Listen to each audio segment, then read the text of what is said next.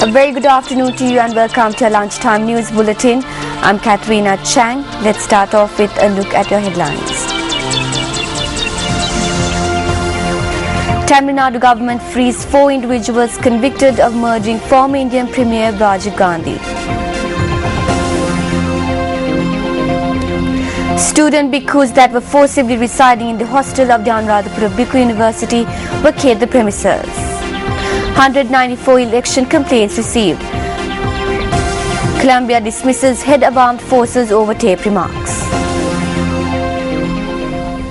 Now taking at those stories in detail, the Tamil Nadu government has decided to free 4 Rajiv Gandhi killers, including Nalini Srirahan. The Tamil Nadu government has decided to release 3 men and 1 woman convicted of killing former Prime Minister Rajiv Gandhi in 1991. The death sentence of the men were commuted to life in prison by the Supreme Court yesterday. Chief Minister Jayalalitha's cabinet met this morning and decided to free the 4 convicts a day after the court had left it to the state government to grant them remission. Nalini Srirahan's death sentence had been commuted earlier on the intervention of Rajiv Gandhi's widow, Congress President Sonia Gandhi. The 3 men were convicted in 1998 for Gandhi's assassination by a woman who greeted him with a garland and a bomb strapped to her chest during a rally in 1991. The Election Secretariat says that it has received 194 complaints of election law violations in connection with the upcoming provincial council polls. The complaint unit of the Election Secretariat said that a majority of the complaints were lodged from the Colombo district, with the figure standing at 65. The Election Secretariat added that it has received 19 complaints from Gampaha and 29 complaints from Kalutara. In addition, 18 complaints have been received from Gaul, while 20 violations of election laws have been reported from Mathura. 18 complaints were recorded from the Hambantota district. The Election Secretariat further noted that 40 of the complaints were regarding posters, cutouts and banners. 8 complaints were made regarding the distribution of goods, while 18 complaints dealt with the misuse of state vehicles. And another local news, the Vice-Chancellor of the Anuradhapura Bhikkhu University, Venerable Tumbule Silakandathero, states that student bhikkhus who was forcibly residing in the Anuradhapura Bhikkhu University hostel vacated the premises today. The student bhikkhus vacated the premises following discussions held with university officials. During the discussions, it was agreed that a disciplinary inquiry will take place into the activities of the bhikkhus in question within a month.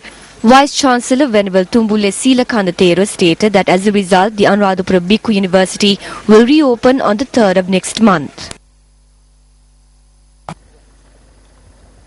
සාකච්ඡාවේ ප්‍රතිඵලයක් හැටියට ශිෂ්‍යයන් As a result of the discussions, the students have agreed to an investigation. As officials, we have taken a decision to resolve this matter within a month. But in no way will we let the disciplinary action or our decisions jeopardize the education of these students. We have also taken steps to allow the students to go to their respective temples and to give them their allowances.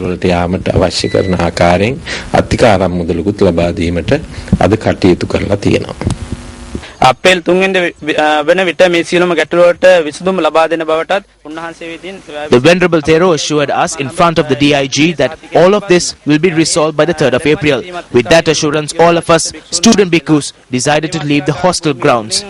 We hope the officials will solve this positively for us. මේ ගැටලුවට සුබවාදී විසඳුමක් අපේ පරිපාලන විසින් අපට ලබා දෙයි කියලා. And on other local news, 2 persons were arrested for serving turtle meat at a resort in Sivapura Min area. The raid was conducted subsequent to a tip-off received to officers of the Min area National Wildlife Sanctuary at 8:30 last night. During the raid, the wildlife officers confiscated a live turtle as well as turtle meat at the tourist resort. Our correspondent said that the owner and the manager of the institution were arrested subsequent to these raids. The suspects are to be produced before the Naduhanda and Hingurangoda Magistrates Court. Meanwhile, wildlife officials also captured a live python in a residence at the Bibla area in Hingurangoda. Our correspondent stated that the python was 10 feet in length. Subsequent to the discovery, occupants of the house informed the Giritale Wildlife Office. Thereafter, a group including wildlife veterinarian Pramudit Devasundara captured the python. It is due to be released to the Giritale Wildlife Reserve.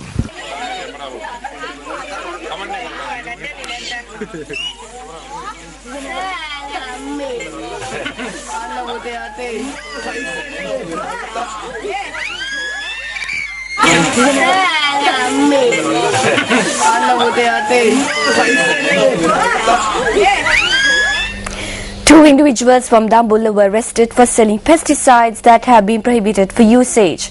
The police media unit stated that the raids of these shops after the pesticide office in Peradeniya received a tip-off. The police found 151.7 kilograms of pesticides and 23 bottles of liquid pesticides, each containing 400 milliliters. The three-wheeler that was used to transport these banned pesticides was also taken into police custody. The two arrested individuals are residents of Marthale and Ukwela. They are due to be produced before the Dambulla Magistrates Court today. Meanwhile, 5 members of a gang connected to a number of robberies in Negombo have been taken into custody. The police said that the group of suspects included a woman. The police said that the woman would first approach the homeowners and get them to open the door, following which the rest of the suspects would proceed to tie up the owner and rob the house. The police has also seized a car, a motorbike and a revolver in the possession of the suspects. Now, a woman who attempted to smuggle 2 pieces of gold worth over 2.9 million rupees out of the country has been arrested at the Bandaranaike International Airport. Customs media spokesperson Superintendent Leslie Gamini said that the suspect is a resident of Gotatua. Last evening at 4:35 p.m., one Sri Lankan lady was arrested by the customs officers at the airport, and she was trying to take out 2 pieces of gold weighing 596 grams, and the value is 2.9 million Sri Lankan rupees. And after the customs inquiry, goods have been forfeited and imposed a penalty of rupees 50,000. Well, that concludes this edition of Lunchtime News. Make sure to join us again on our Live at 55 updates coming at the top of the hour. For the Newsfirst team, I'm Katharina Chang. Have a pleasant day ahead. Hotline 0114 896 896. www.newsfirst.lk. Feedback at newsfirst.lk.